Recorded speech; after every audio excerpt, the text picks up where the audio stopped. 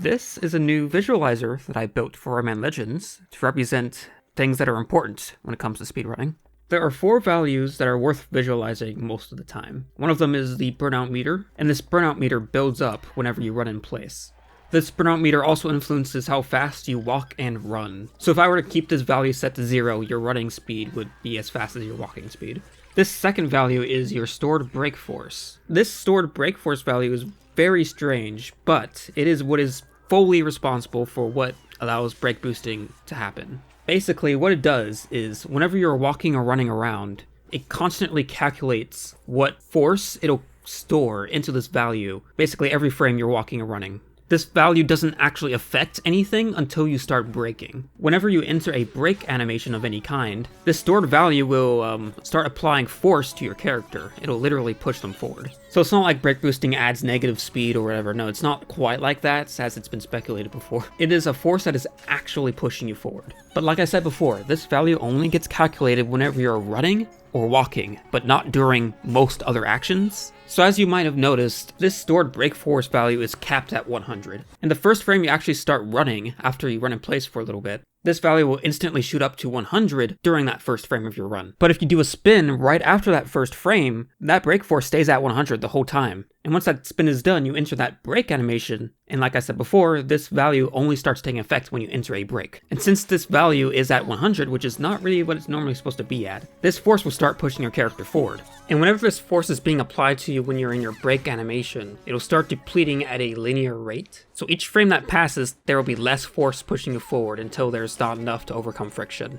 This is also partly why brake boosting in wind or low friction scenarios where you have low friction with the ground is so powerful. Because there's significantly less friction to push against with that force, the force can be fully put into the speed instead of overcoming friction. Hopefully that makes sense if you know anything about physics, but that's generally how physics works. If you try to put force into something that has a lot of friction, you're not going to put as much momentum into it because it's resisting movement. But once you have low resistance with low friction, you can put in less force to get more speed. And that's why brake boosting is so powerful in places like where there's a lot of wind or slippery floors, because there's an actual force pushing you and has to overcome friction. But given that I've been able to see the stored brake force value now, I'm able to see what resets it and what keeps it. And surprisingly, there is a lot of scenarios where you can keep that stored brake force at 100. All you have to do is, with a decent level of burnout built up, just run for 1 frame and then jump, and you'll have 100 force stored. And it'll stay stored until you do any sort of walk or run, or do a standing turnaround. And it will also, of course, deplete if you enter a brake animation, where it'll actually cause an effect. In fact, you can do pretty much anything after the 1 frame run to keep that 100 stored brake force. You can do a run for 1 frame and then immediately let go, and your brake force will actually start applying immediately as you enter a brake animation. But of course, you're not at spin speed, which is 13 units per second.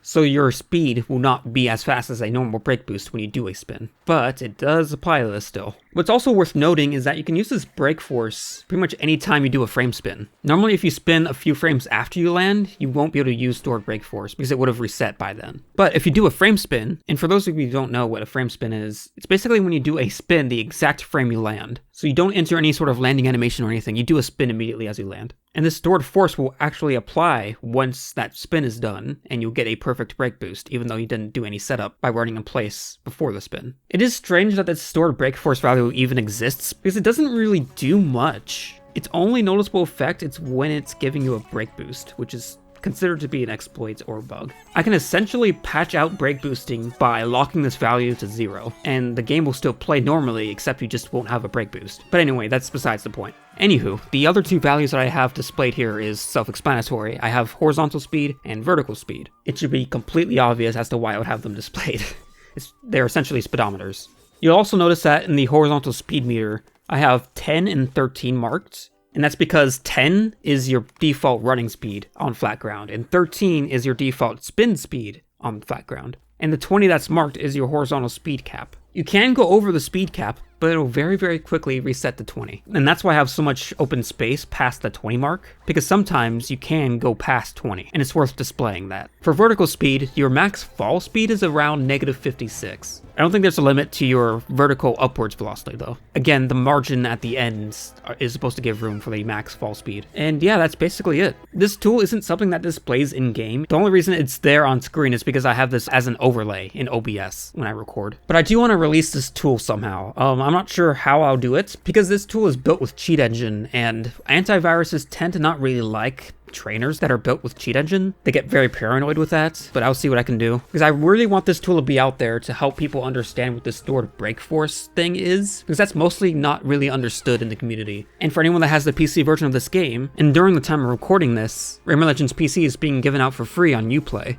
I have that linked below, but it won't last for too much longer after I upload this. But yeah, if anyone has the PC version, they should be able to use this program. Now, like I said before, this might trigger antivirus detection. I assure you there's no malicious code in this, but if you don't trust it, that's fine. You don't have to run the code, but I assure you it's safe. But anyway, that's it. I hope you guys enjoyed this second part of this break boosting How the Hell Does It Work series.